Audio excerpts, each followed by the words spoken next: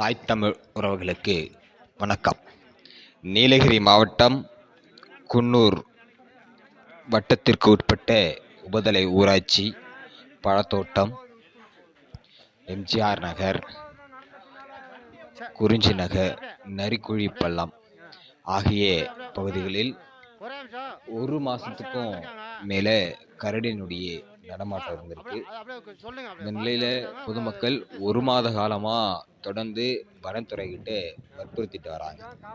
இந்த கரடிகளை பிடிக்கிறதுக்கு கூண்டு வைக்கணும் அப்படின்னு சொல்லி வற்புறுத்திட்டு வராங்க. ஆனால் வனத்துறை மெத்தன போக்கோட இதை கையாளுறாங்க. இந்த சூழ்நிலையில தான் இன்னைக்கு நாள் 27/6/2024 இன்றைய தினத்தில் மாலை 4 மணி அளவில் பள்ளி குழந்தைகள் வரக்கூடிய சமயத்தில் அங்கிருந்த கரடிகள் அந்த குழந்தைகளை விரட்டியிருக்கு. குழந்தைகள் திரும்பவும் பள்ளிக்கு ஓடி இருக்காங்க.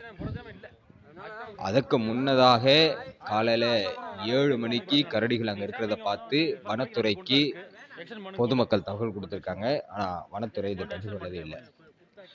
குழந்தைகள் எல்லாம் பள்ளிக்கு திரும்ப ஓடுறத பார்த்து ஆசிரியர்கள் அங்கே பள்ளியிலிருந்து வனத்துறைக்கு அழைச்சி சொல்லியிருக்காங்க. அதுக்கப்புறம் இரவு 8 மணி அளவில் பழத்தோட்டத்துக்கு வனத்துறை அதிகாரிகள் வந்திருக்காங்க. இதனால் இந்த ஒரு மாத காலம் காலதாமதம் செஞ்சதுனால அவர்கள் கூட பொதுமக்கள் வாக்குவாதத்தில் ஈடுபட்டாங்க.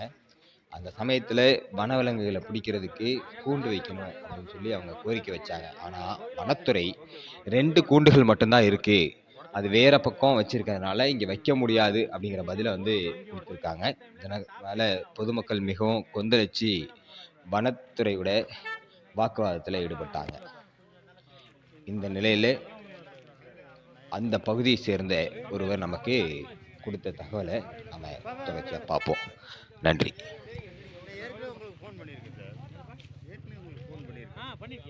பேசிட்டே வரணுமா?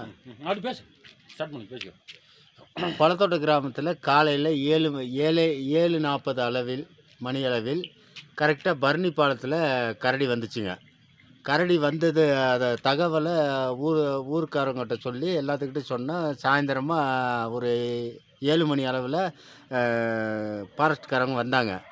அதே போல் 4:30 மணிக்கு நம்ம கவர்மெண்ட்டு உபதலை ஹையர் செகண்டரி ஸ்கூல்லேருந்து எலிமெண்ட்ரி ஸ்கூலு குழந்தைங்க எல்லாம் நடந்து வந்துக்கிட்டு இருக்காங்க.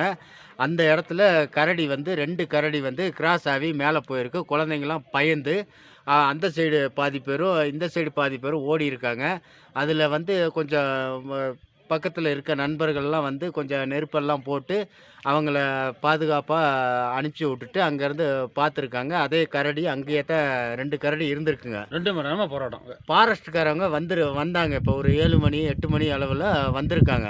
வந்துட்டு பழத்தோட்ட கிராமத்தில் கேட்டுட்டு நாங்கள் நடவடிக்கை எடுக்கிறோம் அப்படின்னு சொல்லிட்டு போயிட்டாங்க. இன்னைக்கு தான் வருதா, எப்போதுமே வருதா? டெய்லியுமே வந்துக்கிட்டு இருக்குங்க. டெய்லியுமே காலையில் 6:30 8:30 மணி வரைக்கும் கரடி நடமாட்டம் தாங்க இருக்குது. மக்கள் வேலைக்கு போகிறதுக்கு அச்சுறுத்தலாக இருக்குது.